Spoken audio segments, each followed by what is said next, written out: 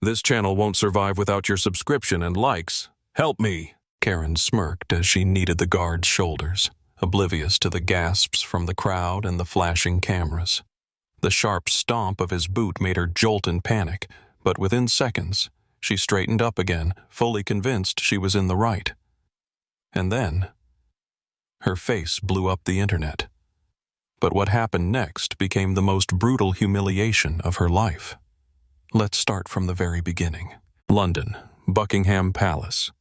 The usual tourist chaos, camera clicks, buzzing crowds, and eager visitors trying to capture a perfect shot with the royal guards. Among them stood Karen, a hefty American woman in her mid-40s, with bleached blonde hair tied into two messy pigtails and a ridiculous pink tracksuit that was at least 2 sizes too small. In one hand, she clutched an enormous soda cup. On her face, an unshakable confidence in her own righteousness. Karen was staring at one of the motionless royal guards, a fair-skinned man in his 30s with a square jaw and a stern expression. He stood like a statue in his traditional red uniform and tall bearskin hat, completely unbothered by the surrounding commotion. Karen nudged her scrawny husband, Jerry, who stood beside her in a Hawaiian shirt, his face blank with indifference. "Oh, would you look at him? Poor thing, so stiff and tense." Karen threw up her hands. "What happened to British healthcare? No one even asks if his back hurts." Jerry mumbled something unintelligible and shrugged, but Karen had already made up her mind. "I'm a certified massage therapist," she lied, taking a few determined steps forward. Despite the murmurs of the crowd, Karen marched straight up to the guard and placed her thick, sticky-from-soda hands on his shoulders. She started kneading his muscles, pressing her fingers into his rigid frame and mumbling, "Come on, loosen up, buddy. I can feel the tension in your muscles." The crowd gasped. Cameras flashed. Jerry took a step back, ready to pretend he didn't know this woman. At first, the guard didn't move, but within seconds his hand darted toward his rifle. Bang! The sound echoed through the air. Karen jumped back, fear flashing in her eyes. The guard had just stomped his foot hard in a warning. The crowd fell silent, but Karen laughed. "Oh, come on. Don't be so uptight," she giggled, completely unaware that she was seconds away from serious trouble. The guard remained silent, his jaw clenched. He wasn't allowed to speak or react, but the tension in the air was undeniable. Karen turned to the crowd, beaming with pride. "Relax, people. He's human, not a robot." She giggled and reached up to adjust the guard's hat. "He's secretly thanking me." The crowd chuckled, until the atmosphere shifted. From around the corner emerged a tall, imposing officer in a dark blue Royal Guard uniform. His stride was purposeful, his expression unreadable, but his eyes burned with fury. "Ma'am, step away from the guard," he barked. Karen rolled her eyes. "Oh my God, you Brits! Does anyone here ever relax?" She threw an exasperated glance at Jerry, who was now pretending to admire the palace's architecture. The officer was not amused. He stepped closer, his tone ice cold. "You violated royal protocol. You need to leave immediately." The crowd gasped. Some were already typing out tweets, while others recorded the scene, eager to capture her downfall. But Karen wasn't the type to back down. She folded her arms and jutted out her chin. "You Brits are way too serious. I was just trying to help. You know, in America—" "You are not in America, ma'am." The officer's words sliced through her sentence like a blade. Karen felt her face flush red. The crowd was now chuckling at her. "Oh, come on. I barely touched him," she scoffed. Without a word, the guard spun on his heel and marched away, not even sparing her a glance. The crowd erupted into applause. Karen stood there, mouth agape. Her attempt to be a hero had turned into a very public humiliation. Karen jolted awake to the shrill, relentless sound of notifications. Her phone vibrated non-stop, the screen flashing like a distress signal. Groggily, she reached for her nightstand, grabbed her phone, and squinted at the screen. 564 notifications. What the hell? She mumbled, still half asleep. She unlocked her phone and froze. Her social media had exploded. Tens of thousands of comments, shares, and furious reactions. Her face was plastered all over the internet. Right in front of her, the headlines screamed, "American tourist humiliates herself at Buckingham Palace. Royal Guard puts Karen in her place. Unwanted massage disaster, the most embarrassing moment in British tourism." Karen's breath hitched. Her lips trembled. She tapped on one of the videos. On screen, the horrifying moment played out. The clip started with her confidently grabbing the guard's shoulders, her plump hands pressing into his muscles. A voice behind the camera cackled, "Karen, what are you doing?" Then came the thunderous stomp, the guard's sharp movement, her ridiculous little hop backward, and the cherry on top, her smug expression as she turned to justify herself.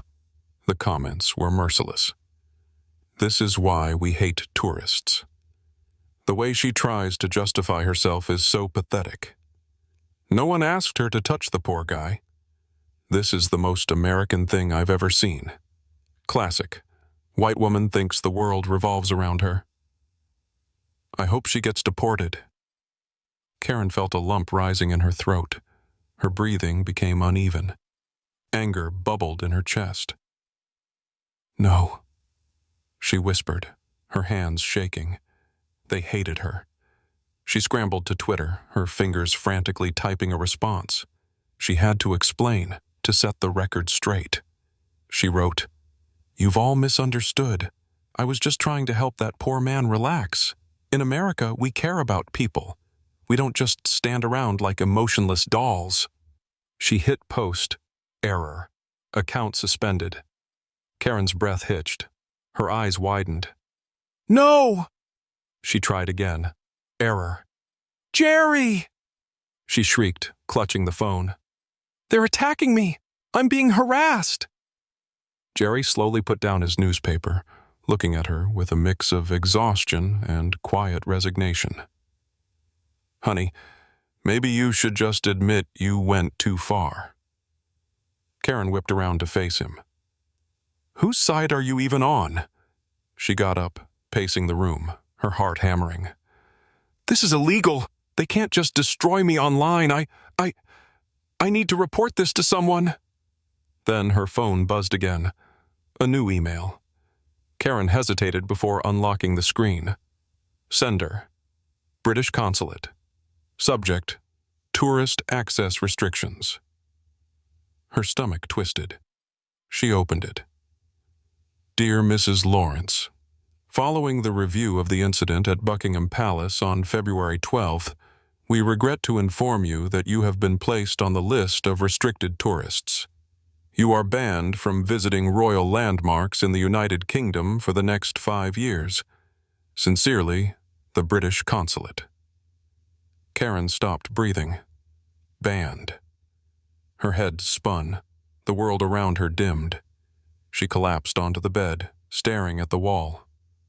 They canceled me," she whispered. She had tried to explain, to justify herself, to make people see her side. But now she really was a victim, not of cyberbullying, but of herself.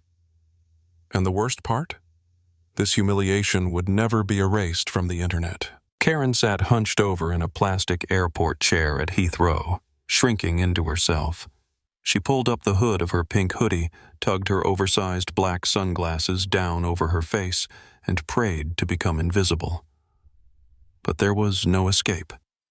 Every few minutes, passengers walked by, phones in hand, whispering to each other. "Oh my God, that's her," someone murmured. "No way, the Karen from the video?" A teenage boy laughed, nudging his friend and pointing at her. Karen curled up, her lips pressed into a tight line. Click, the sound of a camera.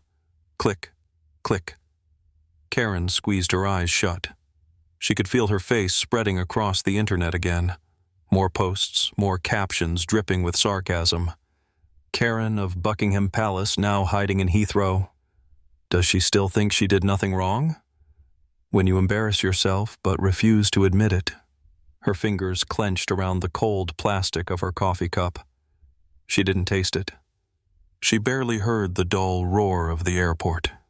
She didn't even notice Jerry sitting next to her, aimlessly scrolling through his phone. Karen gritted her teeth. I don't deserve this, she muttered under her breath. Jerry put down his phone and looked at her. There was no sympathy in his eyes, just exhaustion. Really? Karen pursed her lips. She clenched her fists, fighting the urge to snap. I was just trying to help. I didn't do anything wrong. They exaggerated everything. The internet just loves to tear people apart. Jerry exhaled, rubbing his temples. He searched for the right words. Karen, you invaded someone's personal space. He was just doing his job. She turned to him, her eyes flashing with fury. I just gave him a massage. You mocked him. You humiliated him. Karen recoiled as if he had slapped her. You think I'm a monster? Jerry looked away. I think you need to ask yourself why the whole world suddenly hates you. Karen froze. Before she could respond, she heard soft giggling. She turned her head sharply. Two young British women sat across from her, their eyes glued to their phones, whispering between themselves. But Karen heard every word. God, look at her. She looks miserable. Do you think she even realizes what she did? People like her never do. Karen felt the heat rise to her cheeks. She shot up from her seat, her chair scraping against the tiled floor. The girls went silent, their eyes flicking up to her. Karen inhaled sharply, ready to unleash her fury. But then, she stopped. For the first time, she saw herself. Not as a victim, not as a misunderstood hero, but as a joke, a punchline. She sank back into her seat, shoulders slumped. The clicks of cameras continued. More people snapped pictures. More people whispered. She couldn't fight it anymore. The airport intercom crackled. Now boarding for New York City. Jerry stood up, slinging his bag over his shoulder. Karen followed. She had given a royal guard a massage, but in the end, she was the one who got a lesson, one that would haunt her forever.